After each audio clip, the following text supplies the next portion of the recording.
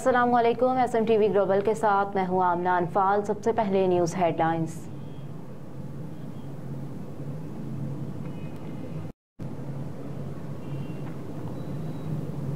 इमरान से सियासी मुशावरत की इजाज़त की दरख्वास्त पर एतराज़ात ख़त्म, जल्द मुकर्रर करने का हुक्म। जस्टिस मियां गुल हसन औरंगज़ेब ने रिमार्क्स दिए कि आपकी इस्तेदा क्या है, मुझे तो समझ नहीं आ रहा, और दरख्वास्त गुजार की खुद क्या हैसियत है।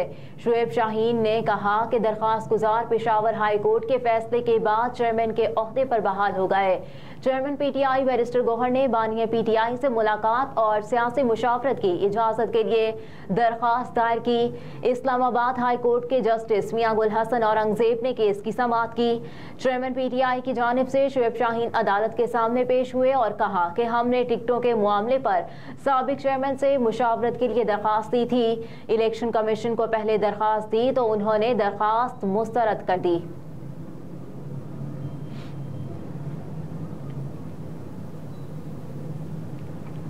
NA 127 बिलावल के कागजात नामजदगी पर एतराज। RO ने फैसला महफूज कर लिया। रिटर्निंग ऑफिसर ने फरीकैन के वकला के दलाइल सुनने के बाद फैसला महफूज किया। बिलावल भुट्टो के वकील इरफान कादिर को कल तक तहरीरी तौर पर जवाब दाखिल करने की मोहलत दी गई। पीपल्स पार्टी के रहनुमा फैसल मीर और अली कासिम गिलानी की RO ऑफिस के बाहर मीडिया से गुफ्तगू।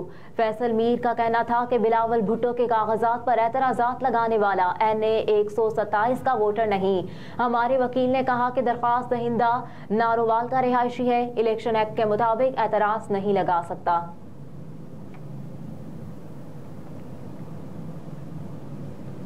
इस्लामाबाद हाई कोर्ट ने साइफर ट्रायल रोक दिया। जस्टिस गुल हसन औरंगज़ेब ने रिमार्क्स दिए कि खुसूसी अदालत के जज को हर समाअत पर ट्रायल ओपन करने का हुक्म देना चाहिए था। ओपन ट्रायल क्या है ये वाज़ेह कर चुके हैं। तुम आ जाओ और तुम आ जाओ, ये ओपन ट्रायल नहीं होता। हमें खुद को इस अदालत के साइफर ट्रायल के खिलाफ पिछले केस की कार्रवाई से लाताल्लुक नहीं कर सकता। साइफर ट्रायल जिस तरीके से हो रहा है उस पर फिक्रमंद हूँ। जिसके बाद अदालत ने बानिया PTI इमरान खान के खिलाफ साइफर केस का ट्रायल रोक दिया। साइफर केस की इन कैमरा कार्रवाई के खिलाफ दरख्वास्त पर समाअत इस्लामाबाद हाई कोर्ट के जस्टिस मियां गुल हसन औरंगज़ेब ने की, जिसमें बैरिस्टर सलमान अकरम राजा वीडियो लिंक के जरिए पेश हुए।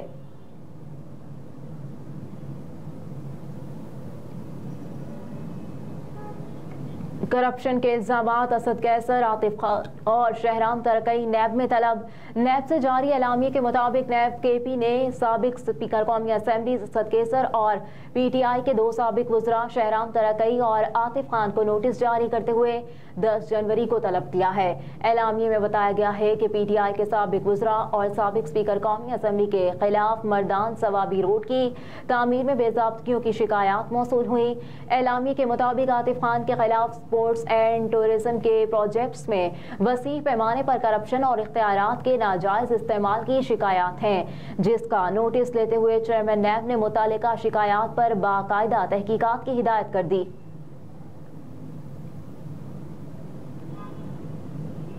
यूनान से हमारे नुमाइंदे मियां सगीर अहमद की रिपोर्ट के मुताबिक यूनान एथेंस में क्रिकेट का ज़बरदस्त टूर्नामेंट का एहतमाम किया गया।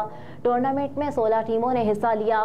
फाइनल मैच कैप्सली 11 और मिठू 11 टावर्स क्लब के दरमियान खेला गया। मिठू क्लब ने पहले बैटिंग करते हुए कप्सेली 11 को 86 रन का हदफ दिया, जो कप्सेली 11 बनाने में नाकाम रही।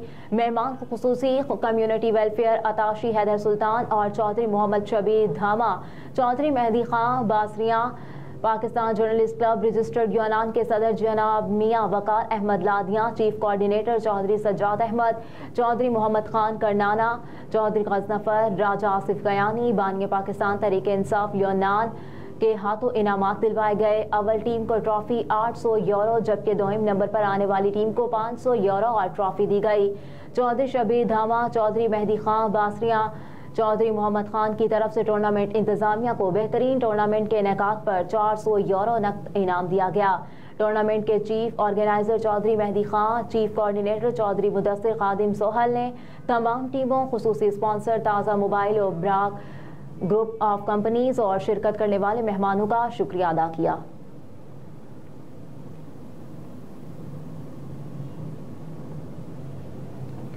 पंजाब सिंध के कई शहरों में धुंध की वजह से फ्लाइट ऑपरेशन दरहम बरहम। सिंध और पंजाब के कई इलाके शदीद धुंध की लपेट में।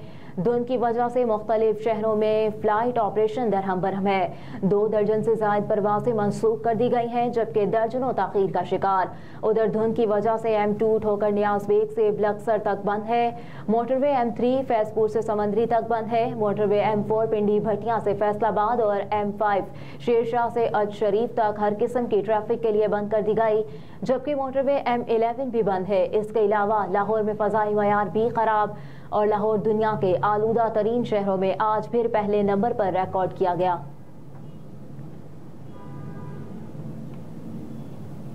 वज़ारत ख़ारजा ने दुनिया भर में पाकिस्तानी सुफरा की कॉन्फ्रेंस तलब कर ली। दफ्तर ख़ारजा के ज़राए के मुताबिक तमाम सुफरा से पाकिस्तान की ख़ारजा पॉलिसी से मुतालिक मुस्तकिल के लाहे अमल पर मुशावरत की जाएगी।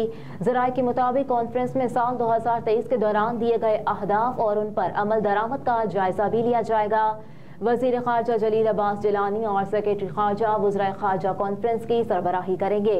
वज़राए ख़ारजा कॉन्फ्रेंस 29 से 31 दिसंबर तक जारी रहेगी।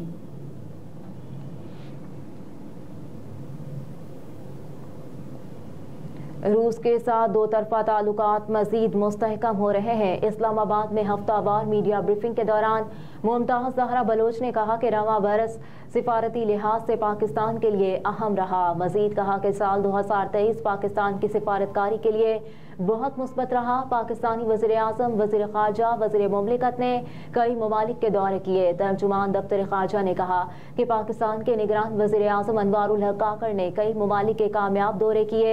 इसी तरह साबिक़ वज़ीर ख़ारजा बिलावल भुट्टो ज़रदारी ने भी कई ममालिक के दौरे किए। मज़ीद कहा कि निगरान वज़ीर आज़म अनवारुल हक काकड़ ने अक़वाम मुत्तहिदा की जनरल असम्बली इजलास में शिरकत की।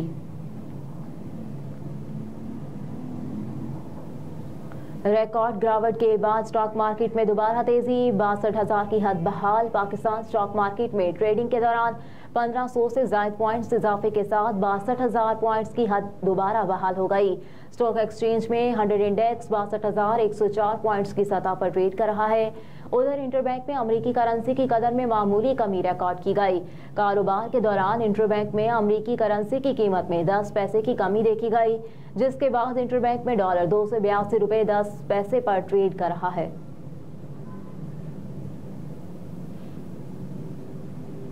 इसराइली हमलों में तेजी से गजा को इमदाद की फराहमी मुश्किल हो गई। अक़वाम मुत्तहिदा के ख़बरिस्तान दफ्तर ने अक़वाम मुत्तहिदा के दफ्तर के हवाले से बताया कि बराए राब्ता बराए इमदाद इसराइली फोर्सेस ने गजा की पट्टी के बेशतर इलाकों बिलखुसूस वस्ती इलाके में 23 से 26 दिसंबर तक फ़ज़ाई, ज़मीनी और समंदरी रास्ते से होलनाक बमबारी की। इमदादी राब्ता दफ्तर ने मजीद कहा कि बमबारी में 24 और 25 दिसंबर को 3 पनाहगुज़ीन कैंपों अलबरीज, अल-नसरात और अल-मगासी पर 50 से ज़्यादा हमले किए गए और दर्जनों फ़लस्तीनियों को शहीद कर दिया गया। इसराइल की इन कार्रवाइयों ने इमदादी टीमों के काम में रुकावट डाली और इन कैंपों को मिलाने वाली सड़कें भी तबाह हो गईं। हेडलाइंस आप जान चुके हैं। न्यूज़ स्टूडियो से फिलहाल इतना ही। आप देखते रहिए SMTV ग्लोबल।